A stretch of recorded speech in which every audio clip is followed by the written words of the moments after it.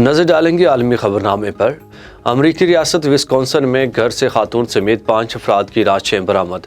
हुकाम के मुताबिक 5 अफराद को कत्ल किया गया। लाशें रियासत विस्कॉन्सिन के शहर मिलवाकी से मिली हैं। इलाके में रहाइश पजीर लोग खौफ व हिरास का शिकार हो गए।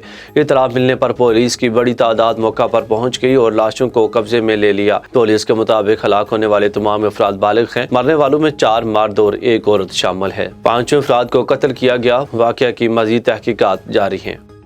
अमरीकी अखबार ने इंकशाफ किया है कि शाम में 4 साल कबल डैम पर हमले में अमरीकी अफवाज मुलव्वस थीं।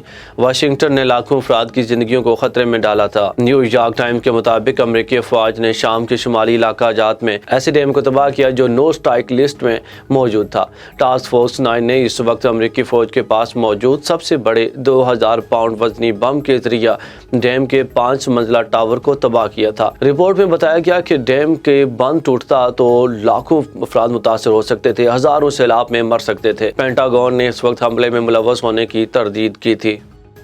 भारत के वज़ीर आज़म नरेंद्र मोदी बेटी बचाओ को बेटी पढ़ाओ कह गए। नरेंद्र मोदी को बेटी पढ़ाओ कहना था या नहीं, टेली प्रॉम्प्टर फिर खराब हुआ या नहीं, कुछ पता नहीं चला। इस मामले पर कांग्रेस ने मोदी को आड़ी हाथों लेते हुए कहा कि जो दिमाग में था वो मोदी की ज़ुबान पर आ गया।